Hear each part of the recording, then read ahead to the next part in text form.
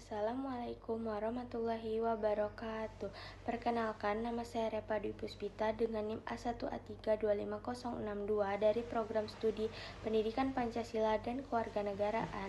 Jadi di sini saya akan membuat tugas video mata kuliah globalisasi dosen pengampu Ibu Nurmalia Dewi MPD. Baiklah, di sini saya akan menganalisis jurnal pertama, yaitu yang berjudul Kemiskinan Struktural Akibat Tidak Maksimalnya Fungsi Pemerintahan di Daerah Istimewa Yogyakarta. Jurnal ini mengkaji keterkaitan antara penerapan tata kelola pemerintahan yang baik atau good governance dan tingkat kemiskinan di daerah istimewa Yogyakarta. Penelitian dimulai dari fenomena bahwa Yogyakarta masih termasuk salah satu provinsi dengan angka kemiskinan tertinggi di Pulau Jawa. Meskipun memiliki status daerah istimewa serta keunggulan di bidang pendidikan dan pariwisata, penelitian berupaya menjelaskan bahwa kemiskinan tidak semata-mata disebabkan oleh faktor ekonomi, melainkan juga karena fungsi pemerintahan yang belum berjalan secara optimal dalam menerapkan prinsip-prinsip tata kelola yang baik. Penelitian ini menggunakan metode studi kepustakaan dengan memanfaatkan data sekunder dari berbagai literatur, dokumen, dan hasil penelitian terkait. Data dianalisis secara deskriptif untuk menggambarkan hubungan antara tata kelola pemerintahan dan kemiskinan. Hasil penelitian menunjukkan adanya hubungan sangat erat antara good governance dan upaya pengentasan kemiskinan.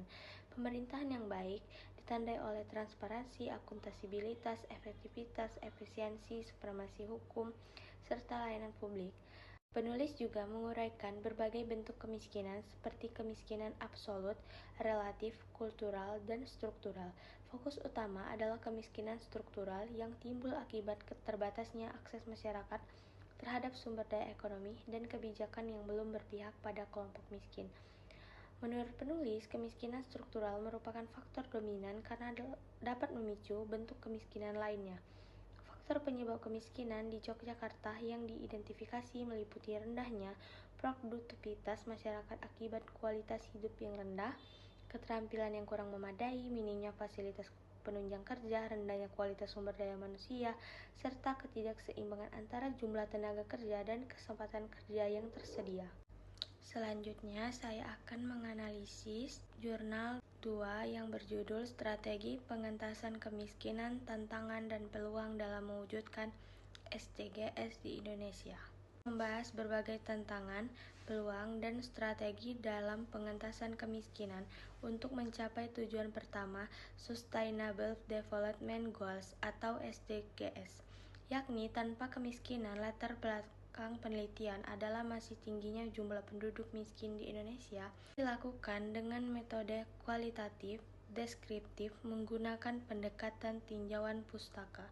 Data dikumpulkan dari berbagai buku, jurnal ilmiah, serta dokumen terkait kemiskinan serta SDGs.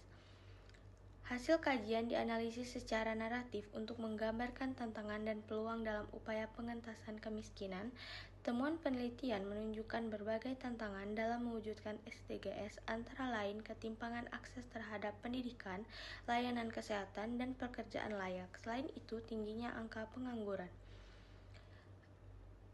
Hambatan utama dalam pengurangan kemiskinan. Di sisi lain, penulis mengidentifikasi sejumlah peluang yang dapat dimanfaatkan untuk mempercepat pengentasan kemiskinan seperti pengembangan pendidikan melalui beasiswa dan sekolah gratis, peningkatan akses layanan kesehatan, pemanfaatan teknologi digital, penciptaan lapangan kerja baru, penguatan UMKM, serta pembangunan infrastruktur yang merata hingga ke daerah pedesaan. Pelaksanaan program bantuan sosial yang tepat sasaran, pemberdayaan ekonomi masyarakat, penguatan UMKM, serta peningkatan kolaborasi antar pemerintah, sektor swasta, dan masyarakat sipil. Selanjutnya, di sini saya akan menganalisis jurnal ketiga yang berjudul Kemiskinan di Indonesia, Analisis Penyebab, Dampak, dan Solusi Kebijakan. Jurnal ini mengulas secara komprehensif penyebab, dampak, dan solusi kebijakan untuk mengatasi kemiskinan di Indonesia. Penulis berangkat dari kenyataan bahwa meskipun Indonesia mencatat pertumbuhan ekonomi yang relatif baik masih banyak warga yang hidup di bawah garis kemiskinan, terutama di daerah terpencil. Penulis menjabarkan bahwa kemiskinan adalah kondisi ketidakmampuan individu atau kelompok dalam memenuhi kebutuhan dasar seperti pangan, pendidikan, kesehatan, pekerjaan, perumahan, dan layanan sosial lainnya. Oleh karena itu, kemiskinan dipahami sebagai persoalan yang kompleks dan multidimensi. Hasil kajian menunjukkan beberapa penyebab utama kemiskinan di Indonesia. Pertama, ketidakmerataan pembangunan yang menyebabkan sebagian masyarakat tidak memiliki akses terhadap infrastruktur dasar seperti jalan, listrik, air bersih, pendidikan, dan layanan kesehatan. Kedua, tingginya angka pengangguran dan dominasi sektor informal yang tidak menyediakan perlindungan sosial memadai. Ketiga, rendahnya akses dan mutu pendidikan, khususnya di wilayah pedesaan dan terpencil. Keempat, keterbatasan akses terhadap layanan kesehatan yang terjangkau dan berkualitas. Selain itu, efektivitas kebijakan pemerintah juga menjadi faktor penting karena masih ditemui program bantuan yang belum tepat sasaran. Penulis juga menguraikan dampak kemiskinan terhadap masyarakat. Dampak tersebut meliputi rendahnya tingkat kesehatan, tingginya angka putus sekolah, meningkatnya ketidakstabilan sosial, peningkatan kriminalitas, terhambatnya pertumbuhan ekonomi, serta munculnya masalah psikologis seperti stres dan depresi. Nah, berdasarkan ketiga jurnal yang telah dianalisis, dapat disimpulkan bahwa kemiskinan di Indonesia merupakan permasalahan yang kompleks dan multidimensional. Kemiskinan tidak hanya disebabkan oleh rendahnya pendapatan masyarakat, tetapi juga dipengaruhi oleh berbagai faktor seperti ketidakmerataan pembangunan, rendahnya kualitas pendidikan, terbatasnya akses layanan kesehatan, tingginya angka pengangguran, serta belum optimal tata kelola pemerintahan. Selain itu, kemiskinan juga berkaitan dengan kurangnya kesempatan kerja, rendahnya produktivitas masyarakat, dan terbatasnya akses terhadap sumber daya ekonomi. Kondisi ini menyebabkan masyarakat sulit keluar dari lingkaran kemiskinan, sehingga kesenjangan sosial masih terus terjadi di berbagai daerah. Dampak yang ditimbulkan oleh kemiskinan sangat luas, mulai dari rendahnya tingkat kesehatan masyarakat, tingginya angka putus sekolah, meningkatnya masalah sosial, hingga terhambatnya pembangunan ekonomi nasional. Kemiskinan juga dapat menimbulkan tekanan psikologis dan menurunkan kualitas hidup masyarakat secara keseluruhan.